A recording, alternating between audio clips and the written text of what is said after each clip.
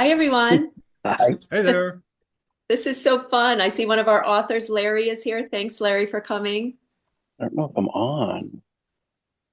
Hoping Dennis will figure out how to get on. I'll text him and see. I know. I just sent both of you a personal email Yeah, I got it. That's with how I the got on link. here. So Oh, great. I'll Awesome. let him know to look for that.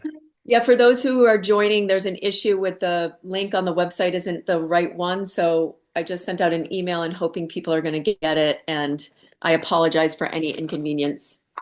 That is Okay, a I bummer. think I'm on. And like you said, Um, Polly, if there's anyone who knows someone who's trying to get in, we just sent the link for it. It's in the chat. So if you want to copy and paste that to send it to anyone who you know who's trying to get in and can't get in just yet. Yeah, that would be great. And so sorry about the inconvenience. We're gonna we, we don't need Dennis quite yet because we have a little video to show, so um we'll just get started. Um and thank you all for your patience. It's so great to see you. If you are new to Rock and Roll Book Club, I'm Polly Simpkins. And thank you for, as we were just saying, as people join, that there's a little problem with the link. So hopefully that will be rectified soon. And thank you for coming. As I was getting ready today, I was thinking how fun to just know that we were going to be getting together tonight. This is our 10th book club. Um, and it's a huge accomplishment, not just for the people here at MVY Radio who put it together, but also the artists, the writers, the musicians, and the authors who have given their time these last couple years to this book club. So I have a few thank yous. We have a couple announcements. Mike, you're here, right? Mike Bernard, is that Yes, you? yes. Can you hear me? Hey, yep, I Hi, can hear guys. you. So we'll have announcements in a couple minutes. Great. First of all, I want to thank all of our people who couldn't get in and are watching this at a later date. There was a problem with the link, and I apologize for that. But thank you for being here, for listening. Thanks to all the listeners of MBY Radio who make our station what it is. We're so grateful for all of you. To Titcomb's Bookshop in Sandwich, to Brewster Bookstore on the Cape, who are sponsors for Rock and Roll Book Club. We're so grateful for you and our independent bookstores for doing what they do. Um, I wanted to, since we're going to be breaking until September, our next book club will be September 17th. So we're breaking for a couple months. I want to thank all the authors up until this point who have made this all possible. And I'm just going to read their names because I haven't done that yet. And I want to, starting with Chris France, drummer for Talking Heads, for his book Remain in Love and for time that he spent with me, to Laurie Anderson, Stephen Berwick, Bob Curie, and my guest Scott Richmond for putting together Lou Reed's book the last of his life, called The Art of the Straight Line, to Professor Susan Rogers for This Is What It Sounds Like, to Dar Williams, one of our lovely singer-songwriters who we love so much, for joining us with her book How to Write a Song That Matters, to Danielle Smith for Shine Bright. She is a powerhouse and I'm grateful to her. To Jeff Tweedy of Wilco with World Within a Song. Thank you to him for his time spending with me. To Peter Shapiro for his Music Never Stops, joining us on for a cameo that night that we talked about him. To Pitchfork editor Jason Green, who showed up with a very vulnerable heart with his book Once More We Saw Stars, which was really powerful and difficult for a lot of people, but it was a great discussion. And to Mark Blake, London journalist for Dreams, The Many Lives of Fleetwood Mac, which we talked about a few months ago. And of course, to Larry Sherman, who's here, neuroscientist from Portland, Oregon. Hi, Larry. And his partner and co-author, Dennis Plies, who will be joining us tonight, hopefully, if Dennis can get in. Um, and it goes without saying that this could never happen um, without all of you, without my colleagues at MVY Radio, for PJ Finn, who helped me brainstorm this, to Joe Stickles, who's our tech support. Thank you, Joe. To Todd Carley, who helps with the website and makes it look beautiful. To Jay Harper, who does all the graphics. So it takes a village, and I wanted to mention their names because they're important and I love them and I'm grateful for everyone. We have a couple announcements. We're going to start with Mike with a brief announcement about his book that he has published or is about to publish. And Mike, take it away. Yes, thank you so much. I actually just reached out this morning, and I'm really excited to announce my book, my book will be released actually tomorrow, and it's called Concert Dates. It's my 8th novel. And quickly, anyone who grew up on the Cape or anyone who grew up in New England will remember, or may remember, have hazy memories of the Cape Cod Coliseum, which was an 8,000 seat venue here in South Yarmouth, that from 1972 to 1983, a who's who of rock and roll came through this small village of South Yarmouth. Everyone from Chuck Berry to Van Halen to Santana to the Grateful Dead, the Doobie Brothers, it's endless, to the Talking Heads, to Elvis Costello. Is crazy. So I wrote a fictional story about a group of teenagers that meet in 1976 at the Cape Cod Coliseum. And the way I frame it, it's sort of a Daisy Jones and the Six meets The Notebook, because I take their journey from teenager to present day, where, you know, they've gone from Coliseum concerts and the camaraderie of the parking lot haze to kind of the Cape Cod Melody Tent and yacht rock. But it's a really fun story. As I said, it's my 8th novel, and I'm really excited to get it out there. I think it'll resonate with music fans.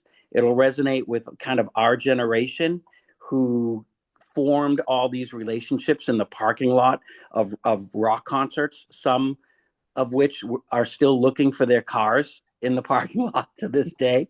So, so I'm excited to get this story out there, and I appreciate you giving me the opportunity to introduce it to your audience. I think everybody who's a classic rock fan and just a fan of stories and nostalgia will get a real kick out of this. That's awesome. Thank you so much, Mike. Really appreciate it. And supporting local authors is important to us. And we look forward to actually reading it as part of this book club in the fall or the winter months. So thank you for being here. I really appreciate it. I wanted to do a shameless plug for my sister's book, which is dropping this coming week, called The Martha's Vineyard Beach and Book Club. Her name is Martha Hall Kelly. She wrote a book called Lilac Girls. This is a book based on my mom's life growing up here on Martha's Vineyard during World War II. It is a great beach read, and she's going to have a lot of dates here on the vineyard, but she is an incredible writer, and I'm really, really proud of her. So look for that. And lastly, Songs in Ursa Major will be our next book club book in September, on September 17th. It's our first book of fiction. Usually we're nonfiction, and we're going to be gathering on September 17th. Emma Brody is a local. She lives on the vineyard here, and this book is inspired by the life and the music of James Taylor and Joni Mitchell. Oh. She actually wrote her own music to go with the book, but it is based on a fictitious island off the coast of Massachusetts, and a love story. So you can pick it up this summer and read it before we meet again in September. So I think I covered everything. Again, for those who are just joining us, there's still people joining. There's an issue with the website link. I'm so sorry about that.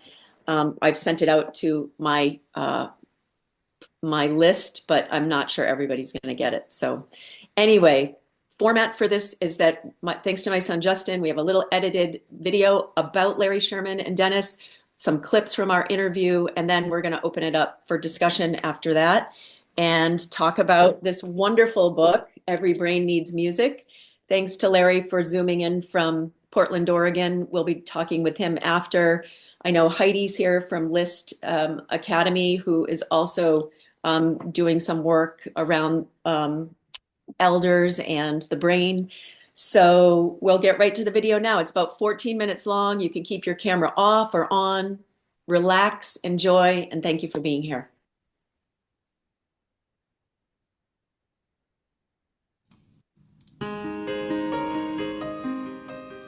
Larry You should watch this, is Michelle. professor of neuroscience at Oregon Health and Science University. An enthusiastic pianist since age 4, he has published widely on brain development, aging and disease, and given lectures on music and the brain throughout the world. Dennis Plies, who is Professor Emeritus at Warner Pacific University, is a professional musician who has been involved with music his entire life. Starting at the age of 7, he played marimba for audiences and on television, and he has recorded albums in various genres, including gospel, classical, and jazz. After many discussions on music in the brain, Larry and Dennis co-authored their book, Every Brain Needs Music, The Neuroscience of Making and Listening to Music, which was published in 2023. Sharing their unique perspectives around making and listening to music, this book explores the power of music in our lives, its importance and impact on the health of our brain and body. I had some time to sit with both Dennis and Larry and pick their very vibrant and fascinating brains about their book, their music, and how an unexpected meeting long ago changed their lives in many wonderful ways.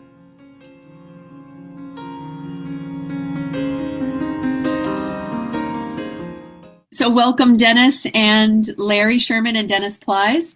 The book is Every Brain Needs Music. Thank you for coming to talk to us at the Rock and Roll Book Club here at MVY Radio. Our joy. Well, I'm so glad you're here. I've so enjoyed the book, and I'm just going to jump right in. For those, and lots of times people will come to the book club who have not read the book. So as I said, we have a little kind of pre-video of that, but there's a few things I just wanted either of you to just kind of go over. And one is in the prelude. For me, this book is an homage to not just men's close relationships, but the relationships in our lives where you just never run out of things to talk about.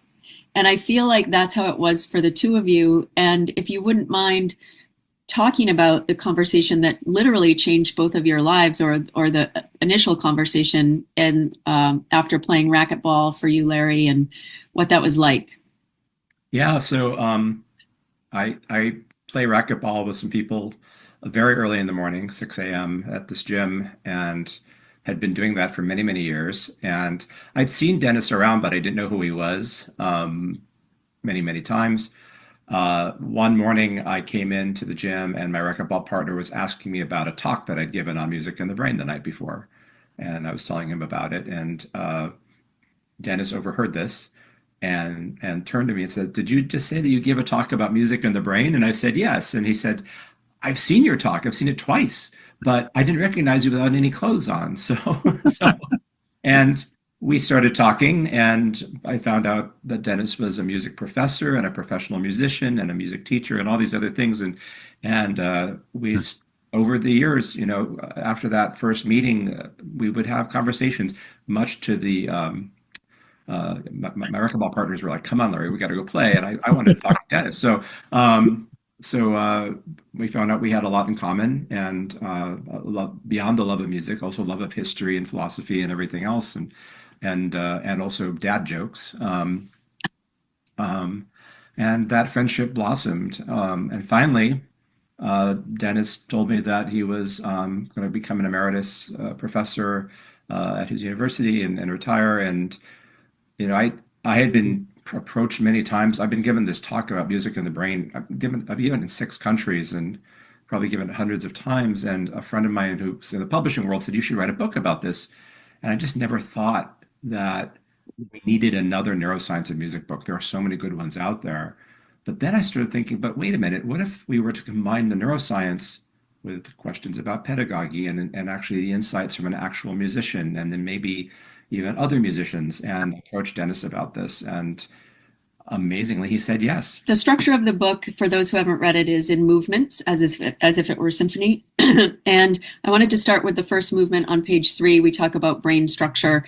And again, for those who might not, I found this so fascinating. And shout out to Susie Davis for the wonderful illustrations, because for us people who this is some of it's complicated, I feel like you really did a good job of simplifying it.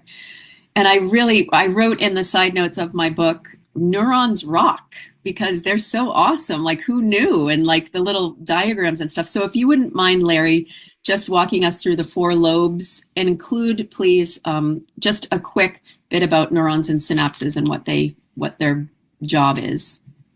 Right. So our brain there's 4 major lobes, but there's also other structures as well.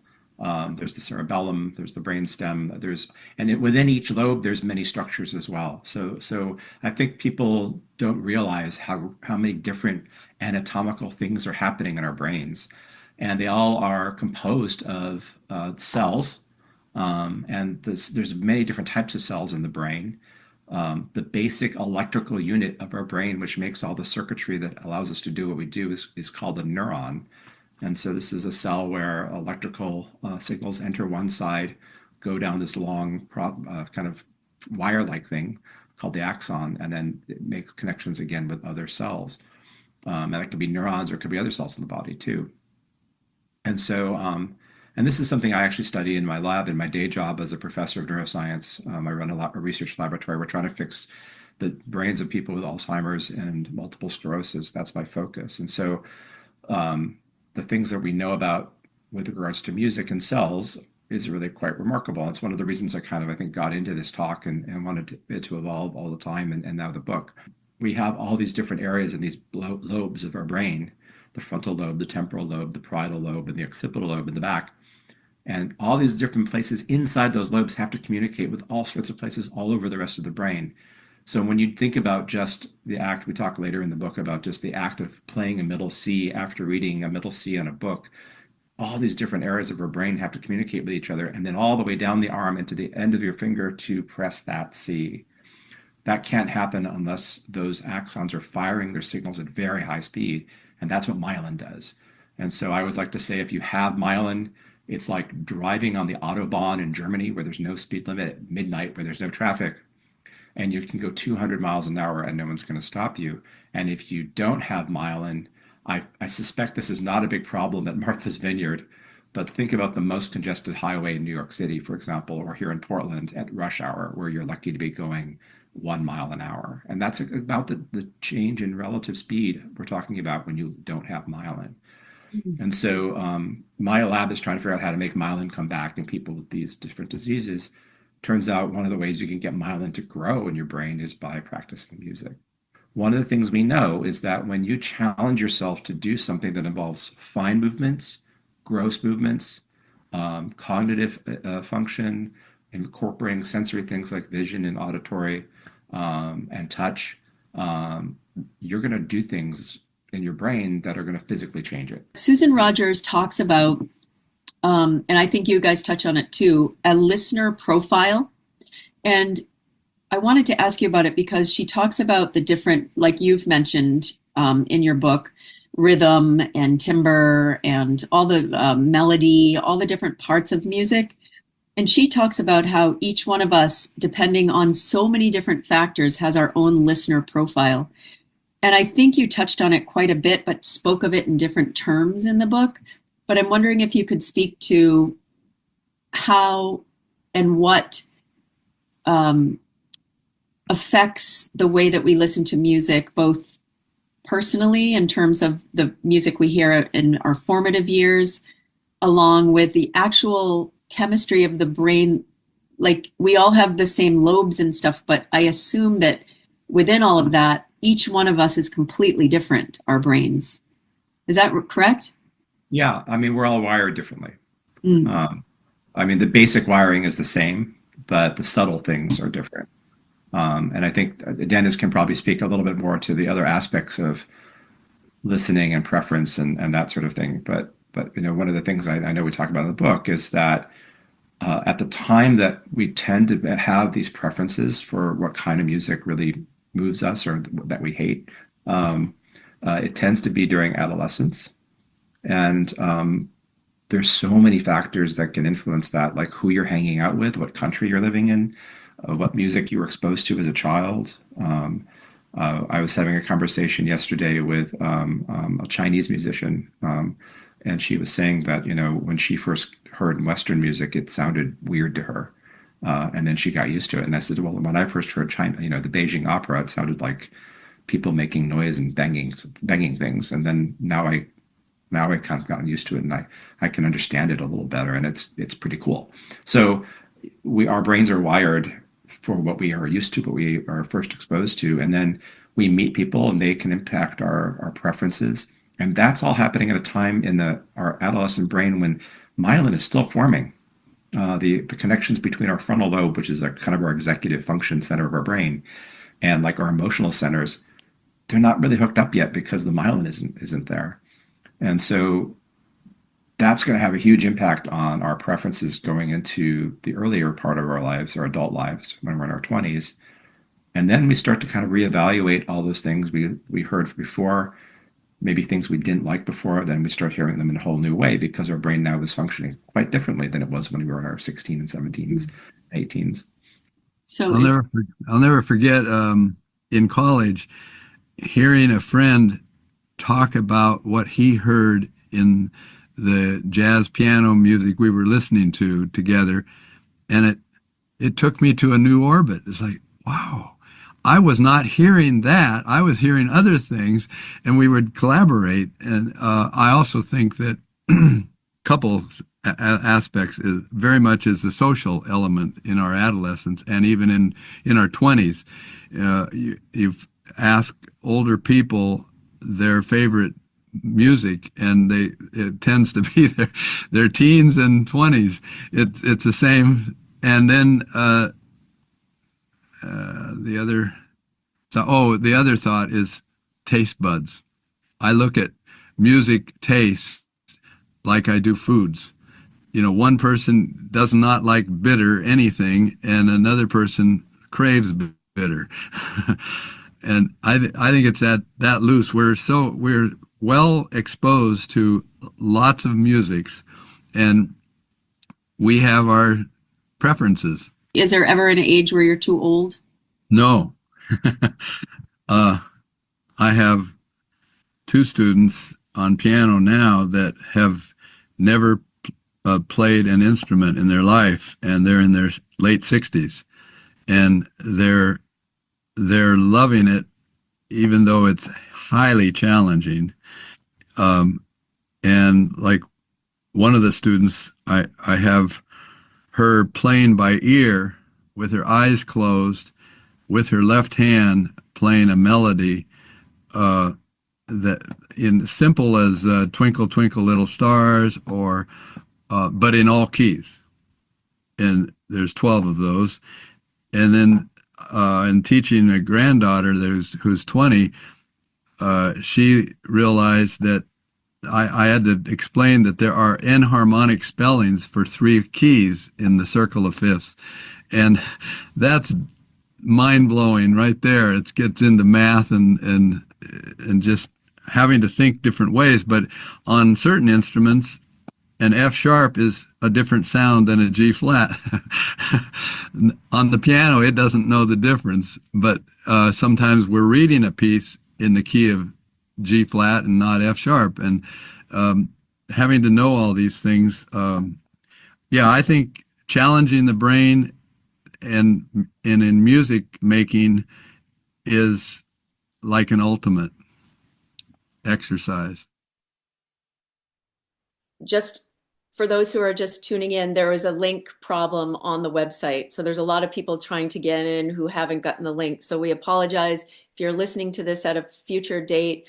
I'm so sorry about that. It's very frustrating. And I know a lot of people wanted to be here with Larry and Dennis. So totally our apologies. But welcome, Larry Sherman and Dennis Plies. Thank you so much for being here. I know you're both in Portland, Oregon, and you are taking time out of your busy schedules to join us. So thank you so much. Wanted to ask if anyone here tonight has read the book, first of all, and if anyone has, if they have any takeaways, how it was for you, or anything that you would like to ask Larry or Dennis before we kind of jump into conversation. Yes.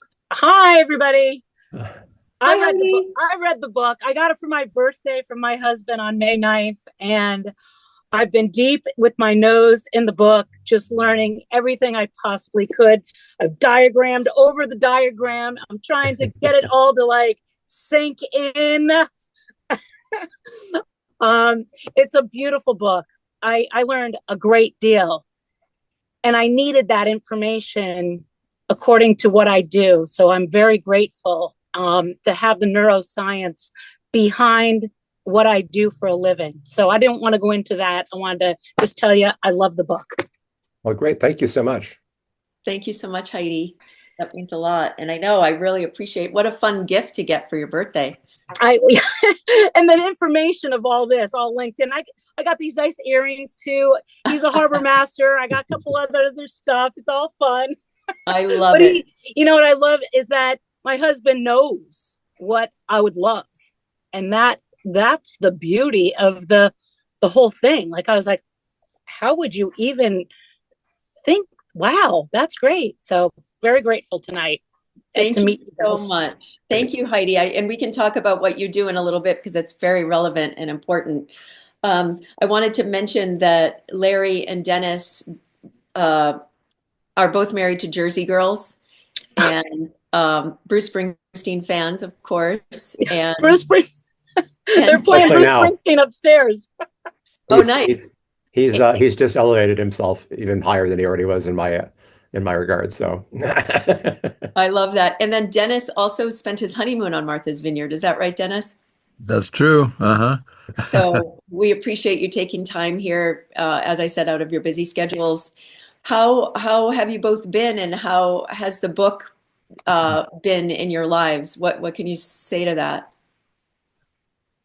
It's consistent. It's selling. It's it's softback also, and they're working on an audio version, and they're working on two Chinese languages, simplified and traditional. So we will be encouraged by increased sales in other lands. I'd like to add something to what the conversation. I was amazed to hear myself speaking when I didn't. I wasn't speaking. we had AI do that for you, Dennis. That was that was great. But to that conversation, you and Larry were talking about of how music changes our brain and affects our brain. I've been thinking more recently how differently I listen to music from the age of 15 to 51 to 83 now, and that I I know more about music, but it still amazes me at how to analyze myself of how I'm listening. What and it's less emotional. I'd say more analytical, but at the same time, the connection with the emotional when I can let it be. It's different brain as we age. Mm, that's such a great point. I know. And I love that you share that because it's interesting to hear about. And like you said, a little less emotional and a little less, maybe a few less hormones and some, Yeah. some wisdom. And I assume Uh, that changes how you hear things. yeah. Not to mention the physical aging of the brain, I'm sure changes things as well. Mm. Yeah, that's Yeah, fascinating. for me, the book has been an ongoing labor of love. Um, uh, uh, for those of you who don't know, I spend my day job. I'm a professor of neuroscience at the only medical school in the state of Oregon, and all of our research labs are currently under threat due to the federal government's changes, among other things. And it's been very challenging times. And so it's really nice to have calls that I make with other groups that are calling me about things related to the book, which has been really fun. I mentioned to Polly, I think, during our interview that a documentary about funk music just came out, which I got to do. And the person who was right in front of me before I spoke was David Byrne, which was kind of fun. So I was couched by David Byrne in my little segment. And then, but also more recent things. I keep getting invited to give more talks. I'm going to be doing a gig with the Detroit Symphony in November, which should be really fun. So it's just a nice. My passion has always been for music and science equally, and it's nice that that's still going. And I have these opportunities to meet people and do things and get up on stage and play piano and blab away about the neuroscience of the brain of music. So Yes, and thank you for sharing that with us. I really appreciate that. I'm sure that's very stressful. And I think being here, may it be just a reminder for you that you are so appreciated, both of you. And this book has been really important for people. And I mean, if you can do that in people's lives along with play music, I mean, it's a great gift. So thank you for sharing that. I'm very grateful for it all. So trust me. So yeah. Yeah, I know. Um, uh, One thing that you talk about in the book is the importance of beginning new things and the brain making myelin and the importance of playing music. I have two questions in there. One is I would love to hear from anyone who feels like sharing and no pressure, but something, and this is thanks to Stephanie Danforth, who's here on this call. If anybody has anything that they're a beginner at or are wanting to be a beginner at and try something new, I would love to hear that. But also, Larry, maybe you could tell us a little bit about what happens and why it's important or why you would want to for your brain to try something new, and not necessarily just that, but also stretch your brain in ways through music. Well, yeah. So, and that actually does relate to the actual research that I do in my day job. So the remarkable thing, when I was in grad school, we all figured the brain was kind of done by the time adolescence was over, and it was all downhill from there. And there have been days where I wake up feeling that way. But the reality is, our brains are incredibly plastic throughout our lives. And one of the ways that we can actually induce this plasticity is by learning to do new things and pushing ourselves really hard to do things that are outside of our comfort zone, like learning to play a new musical instrument that we've never played before, or even learning to play a new genre of music on an instrument we already play, for example. And I think what we now know is that this kind of activity has the power to do things like generate new neurons in certain parts of our lives, a process called neurogenesis. It seems to be also, we've known for a long time that that can drive the formation of new connections between existing neurons. So that's the formation of new synapses.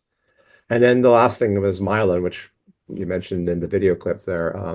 And myelin, which is what we study extensively in my lab, helps increase the speed at which neurons communicate with one another, which is very important for a brain like ours. Not so important if you only have 5 neurons, but it's amazing how much myelination can be driven just by learning a new fine motor skill. And musical instruments are such great examples of that because they're combining fine motor, gross motor movements, cognitive changes. If you're reading music, visual information, you're hearing what you're playing, so you have auditory information built into that. So all these things are coming together and driving these structural changes in our brain that are very beneficial to us as we go through life. And as I think someone else in the group you mentioned can probably attest to, the data shows that there is this idea that if you have more going into old age, or old age with some dementia, or old age with some sort of challenge to the brain that's pathological, you'll have more to lose, right? So if you're generating more cells to be there, you'll have a greater reserve, which means you'll be more resilient once those things start to set in. So I think it's an amazing process. It's the fact that we've kind of turned the whole field on. I've had to burn all my notes from grad school because, like I said, we thought it was all done, but it turns out it's never entirely done. And I think we say somewhere in the book it is harder as you get older. It's very easy when you're very young, but all these processes can still occur. And so I think the quote in the book was, "It's not that you can't teach an old dog new tricks; it's just that it takes longer." So That's so true. Thank you, and that's encouraging, which and very inspiring. Jen raised her hand. Hi, Jen. Hey everyone. Sorry, I could only join by my phone, so I'm not used to Zoom on my phone. Um, First of all, thank you for the book. I'm absolutely fascinated by the differences in how people receive music.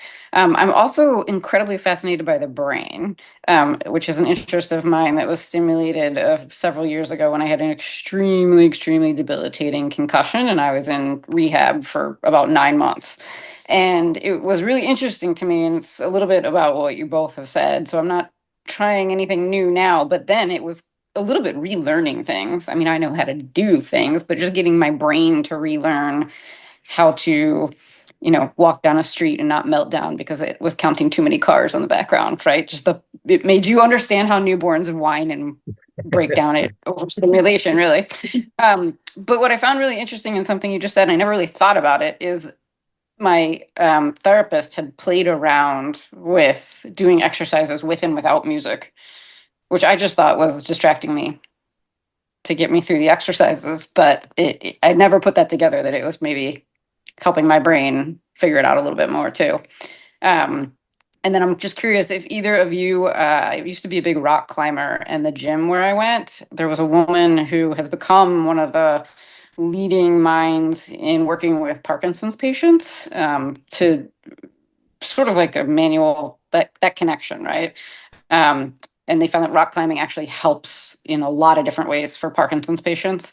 And I remember the guy, I'm a 6 a.m.er too, not racquetball, but, and so it was only like 5 of us in the gym, and she would be there with this one gentleman, and he would always say he needed the music. He needed the music playing. It was easier for him to climb. So just curious if you have any thoughts about that and how it relates to your work. Oh, that's a lot of loaded questions. So what you're saying about rock climbing and Parkinsonian therapy, if you will, it's true for music too. In fact, there's a band that I encountered. They call themselves the Tremble Clefs, which is a great name. And they're all Parkinson's patients who push themselves to perform music. And they find that, the more they push themselves, the better they feel. Music therapy has been used for Parkinsonian patients for a long time. In fact, there's a program for ballroom dancing, because with ballroom dancing, it's a very specific set of movements. And when you get the music going, you can actually use the rhythm to keep that motor program going, which is one of the hardest things in late stage Parkinson's, is just initiating movement.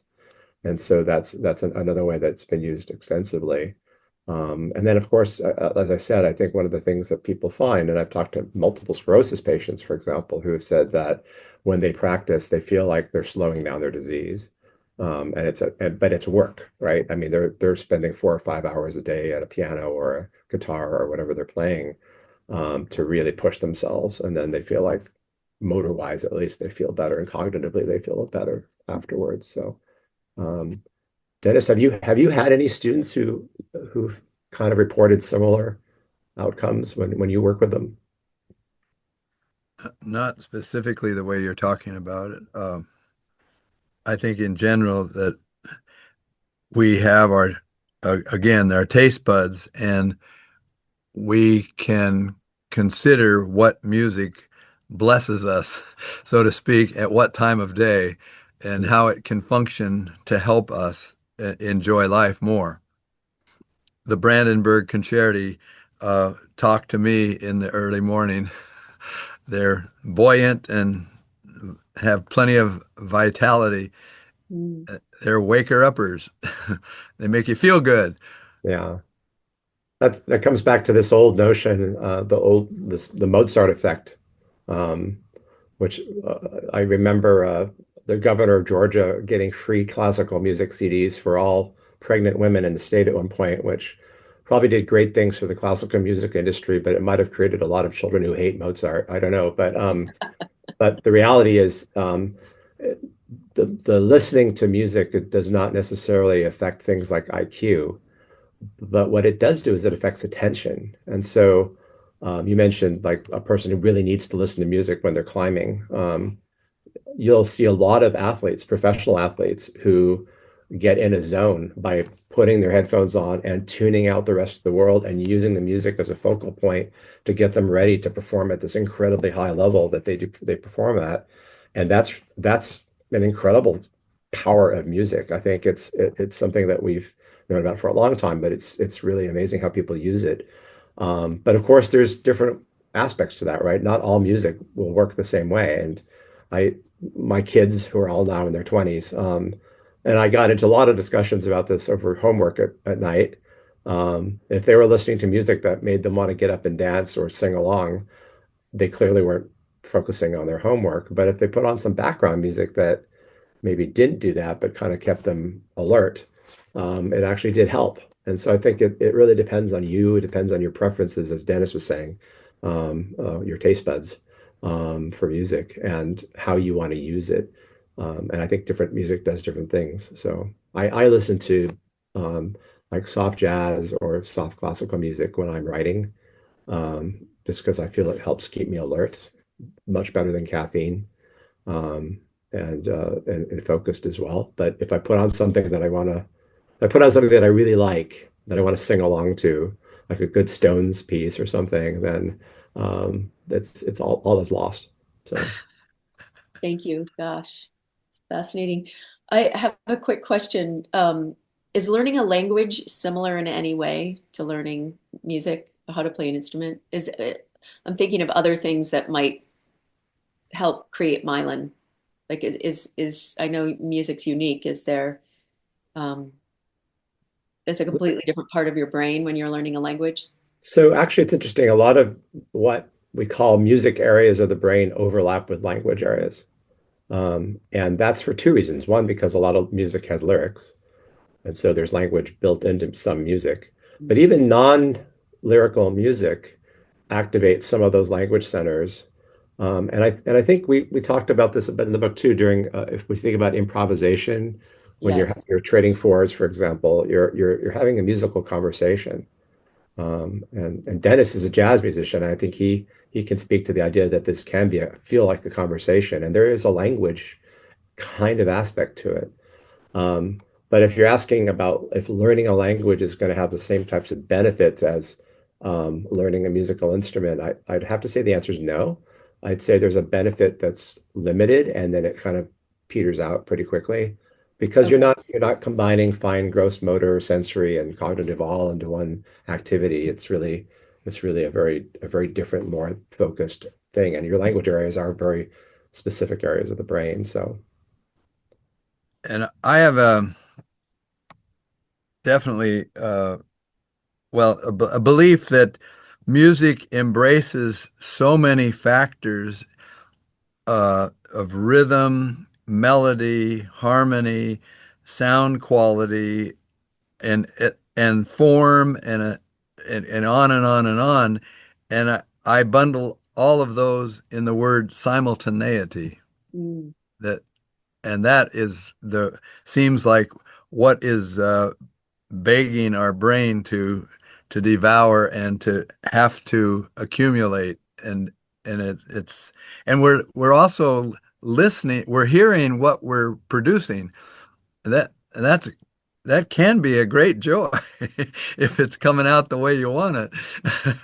But it also is a corrective. You're it's like biofeedback, immediate. Yeah, that's fascinating. It actually reminds me of Heidi because Heidi, if you want to just jump in and Heidi works with seniors. She has an academy on, well, you can tell what you do, Heidi. Hi, everybody. Yeah, I have a school, an academy, the List Academy of Music, and we provide a variety of interactive music ensembles to improve the quality of life and to bring joy to seniors with or without Alzheimer's, dementia, Parkinson's, PTSD, traumatic brain injury, and all neurological disorders. And right now, I have Living Room Lamb Jam upstairs, which is a group of 55 and olders who show up at my house every Wednesday night to play music, to get back into music. And we call it the Living Room Lamb Jam All Stars because these people show up at my house, whether I like it or not, to play music. So so I'm listening to music upstairs. So I hope you guys can hear me okay. And it's good. They're upstairs in the living room, and I'm down in the basement, huddled in a corner. And what I do with the music, I have a chime instrument from Schulmerich Chimes, and I built a program called Cognitive Health Interactive Music Ensemble, which the acronym is CHIME. And I basically play a human piano with the veterans in the Rhode Island Veteran Home in the memory care unit. And I give them 12 tones, and I play in the key of A major, and I play 8 to 12 songs of military hymns in 45 minutes. And these guys are like this, and I walk in, they do this, I give them their chime, they do this, they do this, and then I say, okay, guys, you only play when you see the whites of my eyes, and don't play behind my back. And I start the Star Spangled Banner, and they are with me 100%. I can perform 8 to 12 songs as if I was in concert on a stage in front of 400 people. And I've been doing this work for 15 years, and only has it been getting now big reviews, and everybody who needs it in their elder care facilities, because we see the seniors just coming alive. And, am I getting funding for it? No, it's really, really difficult. And I do it out of the, at my age now, it's getting really difficult. I have to hire, but the frustrating part is seeing the life of these people, and they're with me and they're smiling. And I walk in and I say, my job is to make you smile. And anything beyond that, I've hit a home run. And when I leave, they are talking to each other. They are laughing. They want me to come back. And the quality of life. And, if I could put this in every veteran home throughout the USA. And my question for you guys is that I gotta do something with this. It's amazing to see what I'm seeing. They're talking to me. And these people don't talk. So I've got a story to tell you, Stephanie. I was asked to go down to an elderly care center in Eugene, Oregon, many years ago. They wanted me to give this talk actually for the donors that were supporting the center. And then afterwards, they took me off to their memory care unit, and they had a music room, which at the time was not normal. I mean, not many places had music rooms in their memory care centers. It's becoming more common, thankfully, now. And they rolled in about 7 or 8 very elderly women, all in wheelchairs, all had completely blank affect, pretty far along in their dementia. And they had African drums in front of them. And the nurses' aides came in and kind of put the sticks in their hands and, just got them to position their hands a bit and play with the drums. And then in walked this guy in his early 20s. He was Nigerian. He was wearing the most colorful robe I've ever seen. It was beautiful. And he just said, "Ladies, let's drum." And he started just doing a basic rhythm. And he got them to go along with the basic rhythm. And then he started adding, with African drums, you can get tone. So he started like changing the angle of the stick and getting them to do it with sometimes a little help, but they would pick up on the pattern, and then they would start drumming. And then all of a sudden their eyes were lighting up. And after this session, which lasted about 15 minutes, a few of them were talking. And it was the most remarkable thing I'd seen. I heard, I've seen so many examples of people in that state who've lost the ability to initiate language. They can still sing, they can still play instruments if they were musicians, and they do it brilliantly. But the fact that they were using this drumming session just to get people become more alert and less agitated, honestly, it's incredibly powerful. And I think, the more places that we have, the more opportunities we have for people who are suffering from any kind of neurological damage to engage with this, the better. And I think what you're doing is fantastic. Well, I just have to add that I hired a wonderful 25-year-old woman who graduated from Bard College of Music. And with the Rhode Island Foundation, they gave us money so I could hire someone. And now she conducts, I run over to the piano and I will play the accompaniment to our active seniors. and it lifts it right up. So I said, oh my gosh, why don't we try orchestral tracks? So I, on my phone and my little speaker, I have the orchestral tracks to Amazing Grace and Beautiful Dreamer, and it works. Yeah. So, and it's not a practice time, it's a performance right off the bat. So I said, why can't I just do this and go out to medical conferences, show up at Portland, Oregon, where you have your big, and I just come on for 2 minutes and I play 2 songs, the Star Spangled Banner, and I leave with Amazing Grace, just because, what happens, Larry and Dennis? You know what happens? Just with the average person, the emotions just break down and they hug their people next to them and say, wow. Well, because it just connects you with that person sitting next to you that you have no idea who they are or what their life is all. But so the I was going music, to ask, are the people that are in your group, are they singing? which the actual people, the The players, veterans? no, they're not singing. They can sing. In fact, I bring a keyboard with me and I'll play from the halls of Mont. So we'll play it first through it so that they know what they're going to chime. So I familiarize them with the song.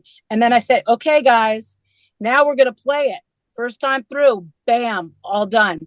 I also tell them, I say, you know what? If you guys make a mistake, you're never going to hear these words through another mouth, a woman's mouth in the entire world. But if you make a mistake, it's all my fault. And they love that because it's all based on the conductor. So I'm conducting, these 8 to 12 songs in 45 minutes. And that is what I need to do for all of the veterans because they're in this ensemble and they know those songs, and you think they're just going to get up and start dancing. Well, and so what you're doing, has been documented before. Other people are doing very similar things. And the most remarkable part of that is we know the neurochemistry behind it. So there's this great observation, and I think we talked about that with Polly too during the interview, that Yes. If you are in a choir, for example, or a musical group, and you're playing music together or performing together, two things happen. You get a rush of dopamine, which is a reward signal. That's what I heard. Yeah. And you get a rush of endorphins, right? And the combination of those two neurochemicals together does a number of really important things. One of which is, as you mentioned, the hugging. Yes. You feel accepted within the group. Correct. And what's Yes. remarkable is the bigger the group, the bigger the effect.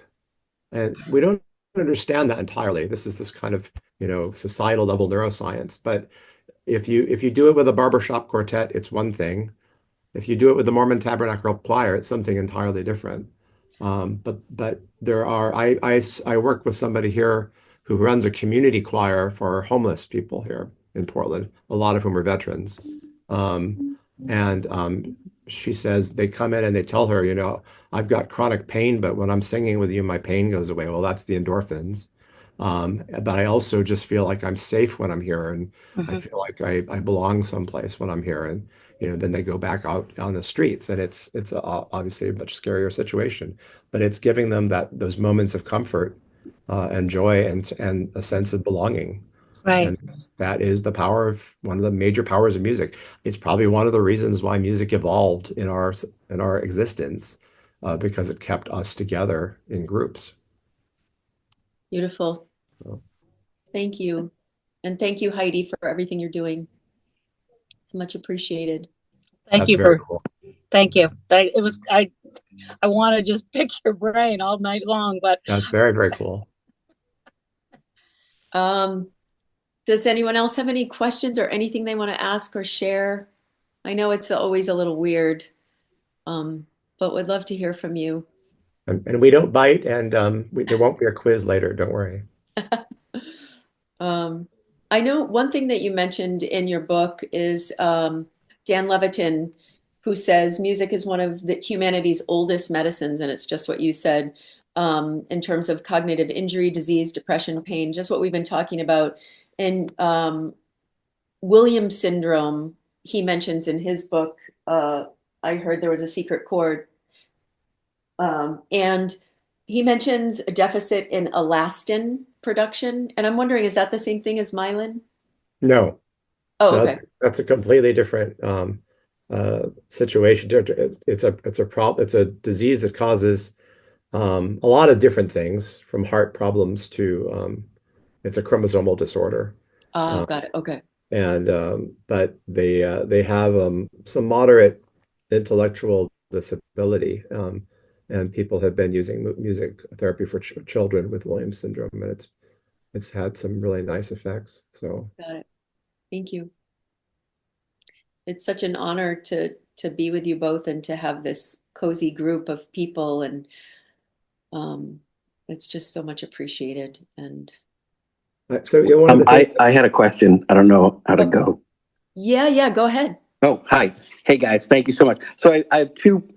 One really important question is: are you still playing racquetball in 2025, or have you joined the cult of pickleball? I don't know anyone who plays racquetball anymore. Yeah, so Dennis unfortunately hung up his racquetball skills long before I met him. I've been trying to get him back on the court, but he's wisely avoiding it, I think. I'm still playing with a couple of guys that are 20 years younger than me, so I don't know how much longer I'm going to last. Yeah, good. Well, it's indoors, so pickleball is kind of taking over the Cape and everything else. So Here too. I know. I can, you know what? Stay strong, man. Stay strong for those racquetball courts. I appreciate live the '80s, and I haven't read the book. I plan on reading the book. My son, I actually wrote a book about my son, who struggles with mental health. He's very brave and very honest about his OCD and anxieties. And I wrote a book about his. It's called "It Sounded Better in My Head," and it's how music has helped him kind of quiet his brain. I think everyone, especially the youth right now, but everyone is struggling with anxieties, OCD, a lot of intrusive thoughts. And I don't know the chemistry behind it. He does a lot of therapy.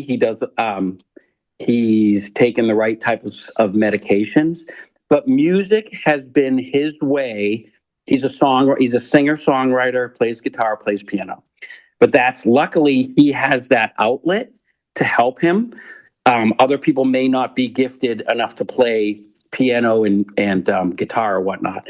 But there's something about music that I appreciate you guys getting into the chemistry of it that kind of settles his brain. It because he's got a lot of intrusive thoughts. It settles his anxieties, and I think a lot of people use that. Whatever music they're into, it's the common denominator for so many people to help them meditate, calm themselves. And I just wondered if you found a correlation from not so much from chemistry, but from and maybe Polly, you can speak to this just about meditation and quieting your brain a little bit through music. I think we all use music to take us away. So actually, one of the really great things about this book, from my perspective, was Dennis and I had these ideas of it being more than just our voices, but also the voices of people who have had musical experiences. And we had a series of interviews with people who discuss exactly what you're saying from a very personal level, and how music kind of really helped them get out of depression, get out of situations where they were, just coping with life stress or horrible life events. And I think Dennis can talk to some of those. I can also tell you that your son and my daughter, one of my daughters, sound very similar. She has been coping with severe anxiety and depression since her adolescence. Plays piano. Listen, I'll send you a copy of my book if you send me a copy of your book. Well, so she plays piano and guitar and ukulele, and she sings and she writes music. And for her, and they need that. Good for her. I mean, they need that as an escape and as a creative outlet. And right now she's been working as a assistant teacher at it's an all outdoor preschool and kindergarten. So all year round, they're outdoors the whole time. And but she's been writing little songs and anecdotes about the crazy things these kids say to her. And she's going to put together an album and give it to the Good for her. Good for her. families. So she's written a song about 5,000 zombies taking a bath. And she's written a song about pasta is my favorite fruit.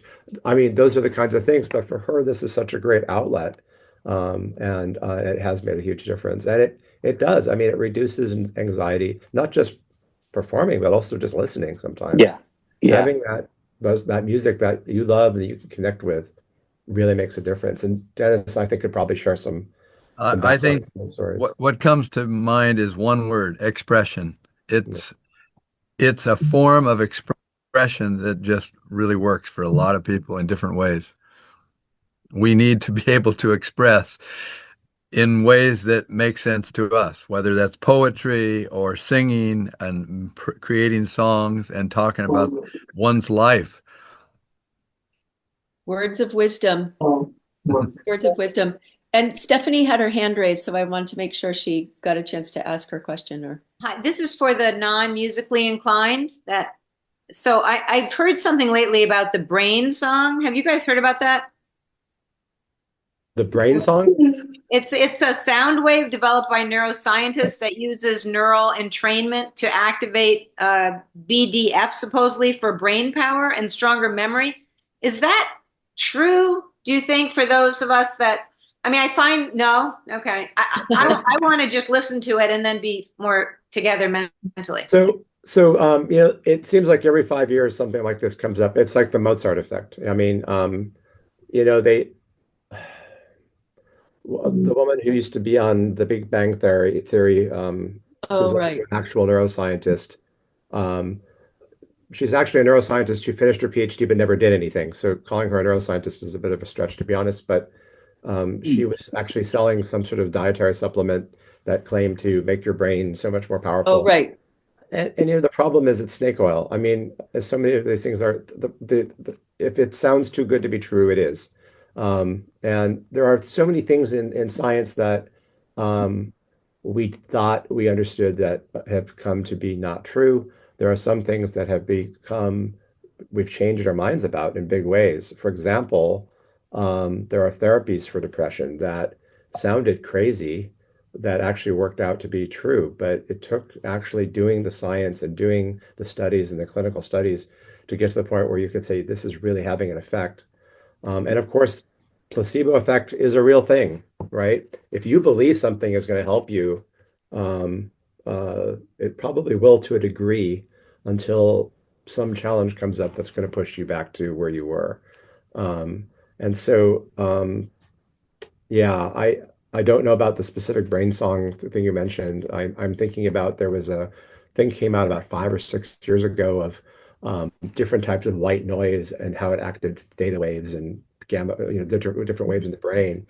And it's white noise at the end of the day. It's just different tones of white noise. And some people do find that soothing. It helps you get to sleep. It's like sleeping next to the ocean helps me get to sleep. My beach house is my happy place. But it's not. It's dressing it up to be something more than it really is. Gotcha. Okay, so Good question, Steph. I have I had a situation where back in 2012 I suffered from a happening in life, and I went down a rabbit hole, and I did not know what PTS or depression had ever been before. I was in my mid 40s and it came upon us, you know, me. And I went to a therapist and they gave me all the PAMs, you know, the lorazepam. I'm like, you know what? I don't bring those into my body. I don't like drugs. I said, I do swim every day and I'm going to play the piano again. And every day I got in the pool and I swam, and then I swam more and I played the piano, and I wasn't able to play the piano at that point in my mid 40s. And I got back to my chops back and playing the piano, never took those drugs. And I came back so much stronger. My brain, my physical body, all my ailments gone. And when people ask me, "Oh, Heidi, what is your, evidence-based research?" Because I am not a music therapist, I say, this right here. This is my evidence-based research. I cannot talk from anybody else except from this person. I wanted to study music therapy, but just never could get there from where I was at the time. So that's how I tell and you got there. I mean, I got there. you're practicing things that have been shown Yeah. through evidence-based research to work, and it's great that you discovered it. And the fact that music is in my life every single day, and that I keep getting better in my own person, So, and thank you for this. This is an incredible book, you guys. And I like sleep with it under my pillow, and then I'm like, so I just love it. It's a great book. Thank you so much. And I don't want to keep them because they're in the middle of their day and you have to get back to work and discover things that are important to all of us. But I want to thank everybody. Actually, I have to go coach a girls' softball team. So, as is important as yes, we know that that's important too. So thank you for your service. But honestly, thank you, Larry and Dennis, for your time, for showing up for our book club. To everyone here, I'm so sorry there were some technical difficulties with the link. For everyone who couldn't get in, who's watching this later, thank you for your patience. And again, we'll see you on September 17th when we read this book. All the information and this recording will be available in the next week or so at mvyradio.org/book club. And again, Larry and Dennis, thank you for everything you've done for us. Nice meeting all of you. Thank Mike, you. Mike, I'm going to buy your book. Good luck to your daughter. I think it's great. You too. You too. Take care. Take care. Thank you, everyone. Okay. See you in September.